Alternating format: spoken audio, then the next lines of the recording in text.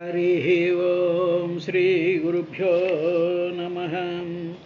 ॐ जन्माद्यस्य यतोऽन्वयादितरतश्चार्थेष्वभिज्ञस्वराट् तेने ब्रह्महृदाय आदिकवये मुह्यन्ति यत्सूरयः तेजो वारिमृदां यथा विनिमयो यत्र त्रिसर्गो मृषा धाम्ना स्वेन सदा निरस्तकुहकं सत्यं परं धीमहि। धर्मः प्रोज्झितकैतवोऽत्र परमो निर्मत्सराणां सतां वेद्यं वास्तवमत्र वस्तु शिवदं तापत्रयोन्मूलनं श्रीमद्भागवते महामुनिकृते किं वा परैरीश्वरः सद्यो हृद्यवरुध्यतेऽत्र कृतिभिः शुश्रूषभिस्तत्क्षणात् निगमकल्पतरोर्गलितं फलं सुखमुखात् अमृतद्रवसंयुतं पिबत भगवतं रसमालयं मुहुरहो रसिका भुवि भावुकाः। నిగమములు వేయి చదివిన సుగమంబులుగావు భుక్తి సుభగత్వంబుల్ సుగమంబు భగవతమను నిగమంబు పఠింప ముక్తి నివసనము బుధా. ధీరులు నిరపేక్షులు ఆత్మారాములు నైన మునులు హరిభజనము నిష్కారణము చేయుచుందురు నారాయణుడట్టివాడు నవ్య చరిత్ర. పద్మలోచన కృష్ణ భక్తాభయప్రద వినుము సంసారాగ్ని వెగుచున్న జనుల సంసారంబు సంహరింపగ నీవు తక్క అన్యులు లేరు తలచి చూడ. సాక్షాత్కరించిన పర సర్వేశ్వరుండవు ప్రకృతికి అవ్వలి ప్రభుడవు ఆద్య పురుషుండవగు నీవు బోధముచే మాయనణతువు నిశ్రేయసాత్మయందు మాయయందు మునిగి మనువారలకు కృపజేసి ధర్మముఖ్య చిన్నమైన శుభము చేయుదీవు సుజనుల అవనిలో కవపుట్టుదవు జగన్నివాస. ఇంచుకమయలేక మదిన నడువాయని భక్తి తోడవర్తించుచునెవ్వడేని హరి దివ్య పదాంబుజ గంధరాశి సేవించు అతండెరుంగు అరవింద భవాదులకైన దుర్లభోదంచితమైన హరి ఉదార మహద్భుత కర్మ మార్గము. హరి ఓం శ్రీ గురుభ్యో నమః. అథ ద్వావింశోధ్యాయః అంటే 22వ అధ్యాయం పంచమ స్కంధంలో సుఖబ్రహ్మ పరీక్షణ్ మహారాజు అడిగినటువంటి ప్రశ్నకి ఈ విధంగా ఆయన సమాధానం చెప్తున్నాడు. పరీక్షణ్ మహారాజు ఏమడిగాడంటే రాజోవాచ యదేతద్ భగవత ఆదిత్యస్య మేరుం ధ్రువంచ ప్రదక్షిణేన పరిక్రామతో రాశీనాం అభిముఖం ప్రచలితం చ ప్రదక్షిణం భగవతోపవర్ణితం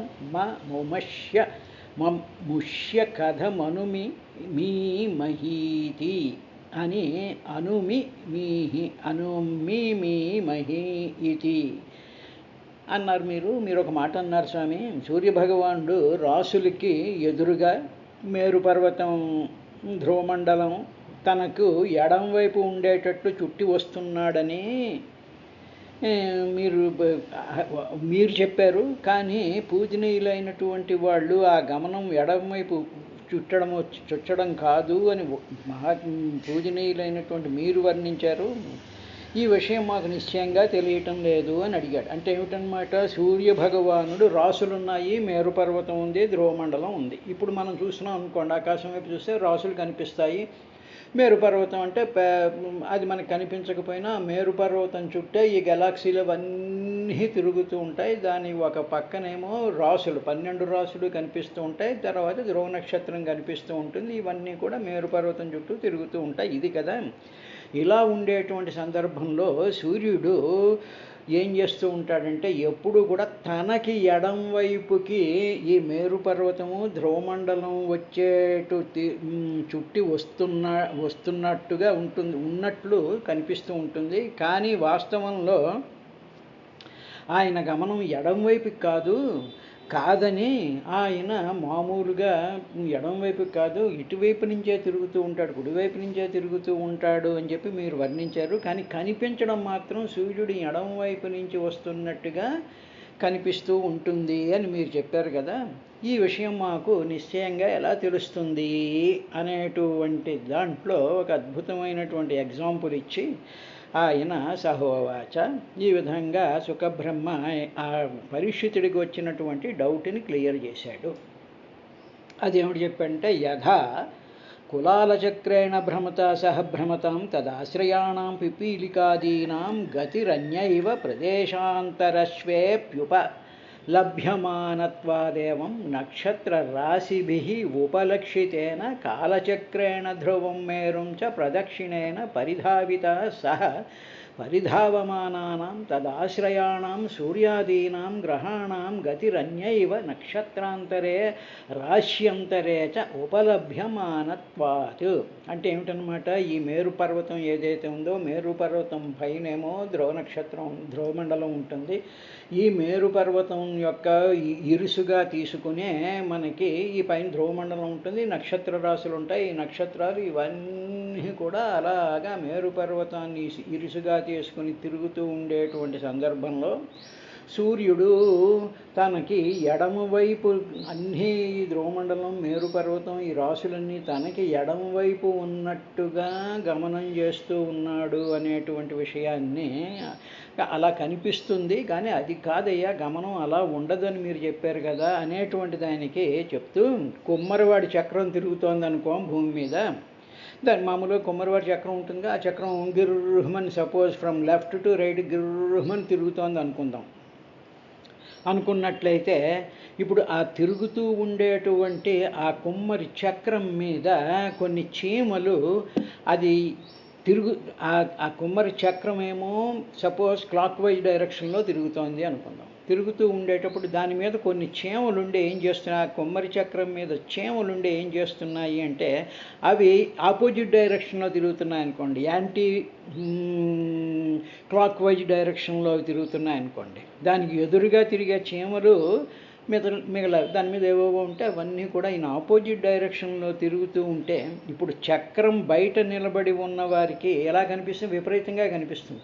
ఏమిటి చక్రం ఏమో క్లాక్ వైజ్ డైరెక్షన్లో తిరిగేస్తోందా, ఈ చీమలేమో ఈ చక్రం మీద ఉండి ఈమె ఆపోజిట్ డైరెక్షన్లో తిరుగుతున్నాయా అనేటువంటి అది చాలా విపరీతంగా కనిపిస్తూ ఉంటుంది. అదేవిధంగా ధ్రువమండలమును మేరు పర్వతమును ప్రదక్షిణముగా కాలచక్రము చుట్టి వస్తూ ఉంటుంది. కాలచక్రం అంటే ఈ కుమ్మరివారి చక్రం అన్నమాట. ఈ కుమ్మరి చక్రమే కాలచక్రం. ఈ కాలచక్రం ఏం చేస్తుంది అంటే మేరు పర్వతానికి దానిపైన ఉండేటువంటి దక్షిణ ధ్రువమండలానికి ఈ కాలం అనేటువంటిది 4 డైమెన్షన్లో ఉండేటువంటి కాలం అంతా కూడా కుమ్మరివాడి చక్రం తిరుగుతున్నట్టు మేరు పర్వతాన్ని ఇరుసుగా చేసుకుని కాలచక్రం తిరుగుతూ ఉంటుందయ్యా.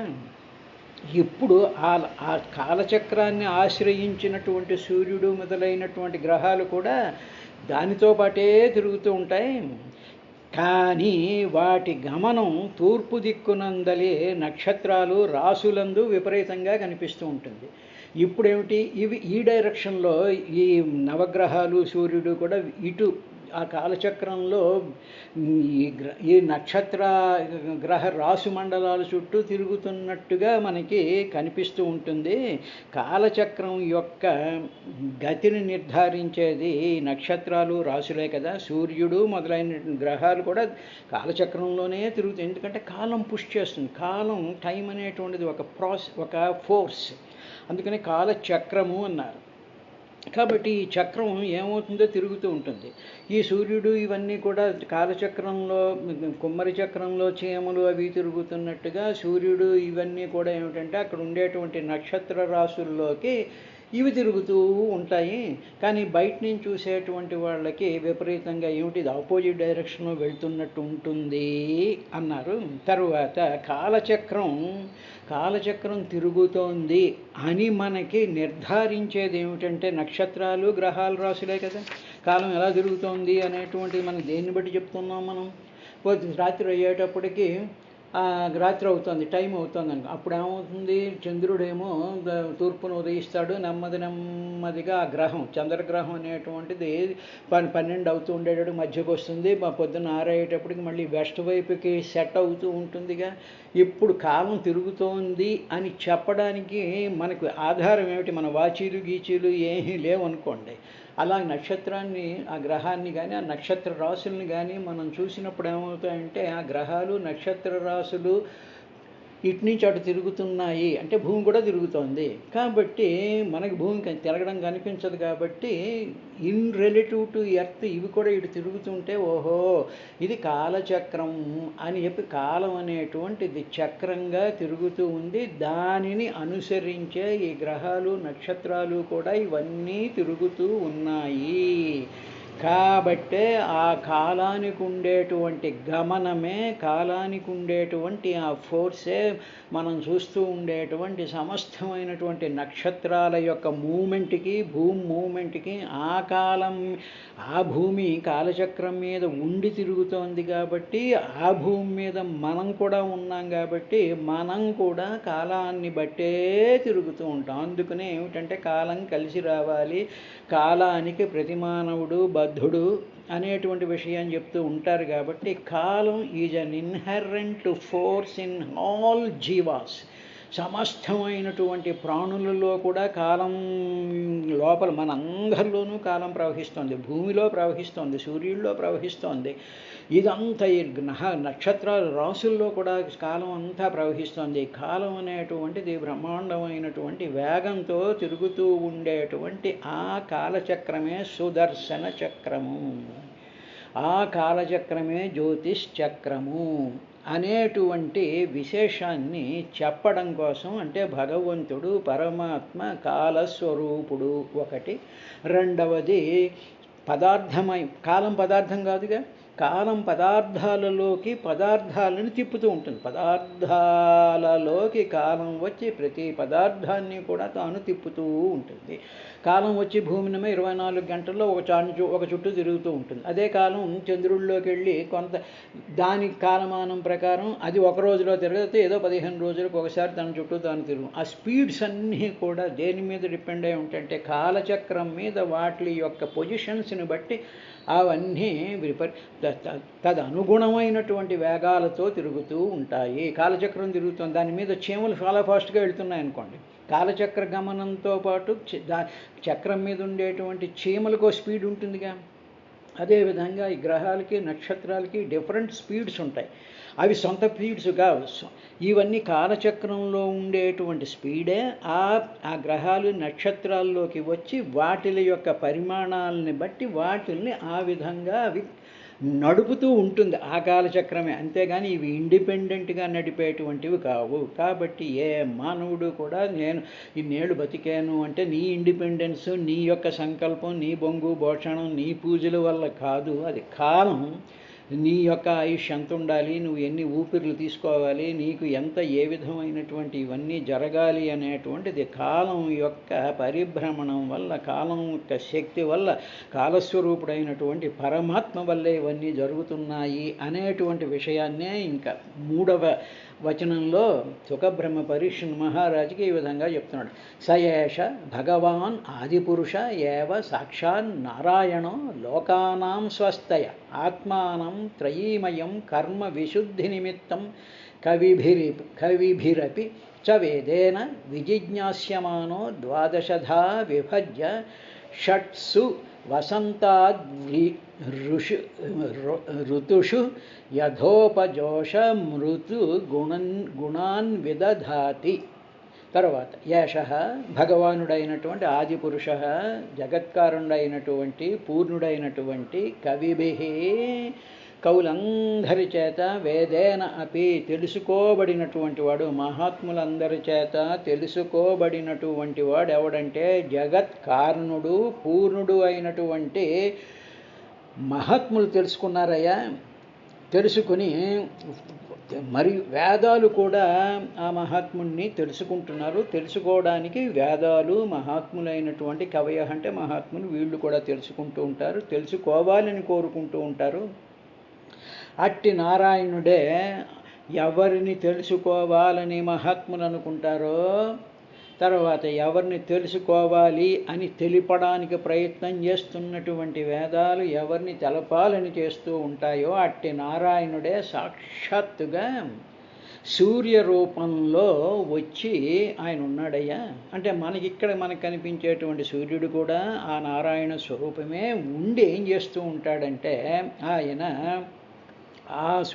ఆ పరమాత్మే వైదిక కర్మలను శుద్ధి కారణంగా తద్వారా అంటే ఏమిటి, వైదిక కర్మలు వేదవిహితంగా చేసేటువంటి కర్మలు కానివ్వండి, మిగతా జీవరాశులు చేసేటువంటి కర్మలు కానివ్వండి, ఇవన్నీ కూడా ఒక సిస్టమేటిక్గా కాలానుగుణంగా అవన్నీ ఆయా పనులు చెయ్యడానికి ఆయన సంకల్పించాడయ్యా. సంకల్పించి తద్వారా లోకాల కళ్యాణం కోసం అని చెప్పేసేసి ఆయన వేదమయమైనటువంటి తన కాలాన్ని 12 మాసాలుగా విభజించుకున్నాడు అన్నాడు. ఇక్కడ అంటే ఏమిటన్నమాట, మనకి సంవత్సరంలో భూమండలానికి సంబంధించినటువంటి విశేషాన్ని ఆయన పర్టికులర్గా ఇక్కడ చెప్తున్నాడు.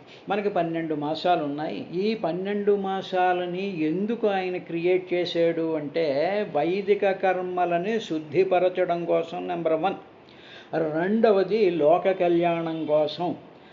ఏమిటి, వేదమయమైనటువంటి కాలరూపం. అంటే ఇప్పుడు కాలం ఏంటంటే వేదమయము. వేదం అంటే పరమాత్మ, జ్ఞానము, సత్యం, అనంతం, శుద్ధం, నిత్యం, బుద్ధం, ముక్తమైనటువంటిది కాలం. కాలాన్ని ఎవరు బంధించలేరు, అది ముక్తం. అది అటువంటి వేదమయమైన కాలం అంటే కూడా వేదమయమైనటువంటి కాలాన్ని ఆయన జీవులకి భోగాలకు అనుకూలంగా ఉండడం కోసం అని చెప్పి 12 మాసాల కింద ఆయన విభజించాడయ్యా. అదేవిధంగా ఈ కాలాన్ని, ఈ 12 మాసాలుగా విభజించినటువంటి కాలాన్ని మధ్యలో కొన్ని ఋతువులు, కొన్ని ఆ మాసాలలో 6 ఋతువులు అంటే 2 నెలలకి ఒక్కొక్క ఋతువు వచ్చేటట్టు ఆయన కాలాన్ని విభజించాడు. ఎందుకు విభజించాడు అంటే లోక కళ్యాణం కోసం నెంబర్ 1, రెండవది జీవులకు కర్మఫలాలను భోగాలుగా అనుభవించడం కోసం. అంటే కొంచెం చూడండి, వసంత ఋతువు రాగానే ఏమవుతాయి, చిగురిస్తాయి, మామిడికాయలు వస్తాయి, మామిడి పళ్ళు వస్తాయి, ఇంకొకటి వస్తాయి. తర్వాత ఏదో శిశిరకాలం వచ్చేటప్పటికి పండిపోయినటువంటి ఆకులు, తర్వాత కాయినటువంటివి ఇవన్నీ కూడా జల రాలిపోయి మళ్ళీ నెక్స్ట్ వసంతం వచ్చేటప్పటికి మళ్ళీ చిగురించడానికి ఆ కర్మని ఆ చెట్లు కానీ, ఆ జంతువులు కానీ, ఆ మానవులు కానీ ఆయా కర్మల్ని అనుభవించడం కోసం అని చెప్పి వాటి యొక్క కళ్యాణం కోసం అని చెప్పేసేసి ఈ మాసాల కింద ఆయన ఈ కాలాన్ని విభజించాడయ్యా. విభజించి మనకి వాటి యొక్క అనుభవాన్ని ప్రసాదిస్తూ ఉన్నాడు. అదే ఆ 6 ఋతువుల లక్షణాలను కూడా దాంట్లో తీసుకొచ్చాడు. ఊరికనే మాసం 12 మాసాలు చేసేస్తే కాదు, ఆ 12 మాసాల్లో ఋతువుల యొక్క లక్షణాలను పెట్టాడు. ఇదో గ్రీష్మ ఋతువు, వర్ష ఋతువు, శిశిర ఋతువు, వసంత ఋతువు, ఈ ఋతువులన్నీ ఉన్నాయిగా. ఈ శరద్ ఋతువు, వీటిలన్నింటిలో ఆ ఋతువుల్ని కానీ జాగ్రత్తగా గమనించినట్లయితే భూమండలంలో సకలమైనటువంటి ప్రాణులు కూడా ఆయా ఋతువులలో ఆ కాలానికి సంబంధించినటువంటి భోగాలను అనుభవిస్తూ ఆయా కాలాలలో చెయ్యవలసినటువంటి పరిశుద్ధమైనటువంటి వేదిక కర్మలు చెయ్యడం కోసం అని చెప్పేసేసి ఆయన కాలాన్ని ఆయన ఆ విధంగా విభజించాడు. అంటే తానే కాలస్వరూపుడు తానే కాబట్టి తానే ఆ విధంగా వ్యక్తపరుస్తూ ఉన్నాడు.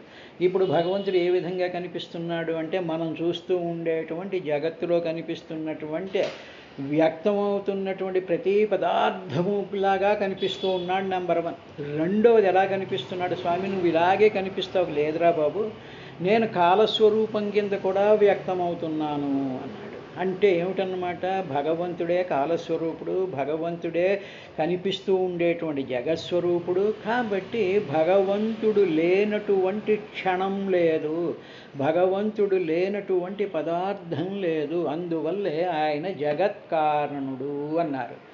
అందువల్ల సాక్షాత్ నారాయణో లోకానాం స్వస్థయః.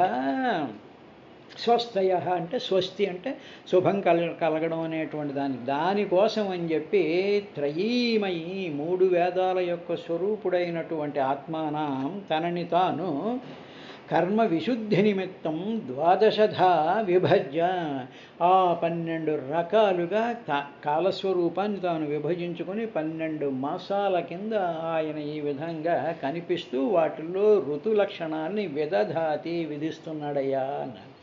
అనేటప్పటికీ ఇప్పుడు మన భావం ఏ విధంగా మారుతుంది. అందుకనే మనం ఏం చేస్తూ ఉంటామంటే ఈ మాసాల్లో ఈ పూజలు, ఈ పునస్కారాలు, ఈ వ్రతాలు ఇవన్నీ మనం ఎందుకు చేస్తున్నాము అంటే దానికి కారణం ఏమిటంటే భగవంతుడే కాలస్వరూపం కింద మన చేత విశుద్ధమైనటువంటి వేదం విహించినటువంటి కర్మలు చేయడం కోసమనే చెప్పి ఆయన చేశాడు. కాబట్టి మనకి భగవంతుడే ఇది అనుకోకుండా ఏదో మెకానికల్గా మనం చేసుకుంటూ పోతున్నాం. ఏదో శ్రావణ మాసం వస్తుంది వరలక్ష్మి అంటారు, ఏదో శరదృతువు వచ్చేటప్పటికి ఏదో అమ్మవారి పూజలు అంటారు, తర్వాత మార్గశీర్షం వచ్చేటప్పటికేమో ఏదో ధనుర్మాసం అంటాడు, తర్వాత ఇంకోటి వచ్చేటప్పటికేమో సూర్యోపాసనలు అంటారు, ఉత్తరాయణం అంటారు, ఇవంటారు, తర్వాత వీటిలన్నింటిలోనూ కూడా గృహప్రవేశాలు అంటారు, పెళ్ళిళ్ళు అంటారు. ఇవన్నీ శుభకార్యాలే కదా, వేదవిహితమైనటువంటి కర్మలే కదా. కర్మలన్నిటినీ కూడా ఏ సమయాలలో ఏ విధంగా చెయ్యాలి అనేటువంటిది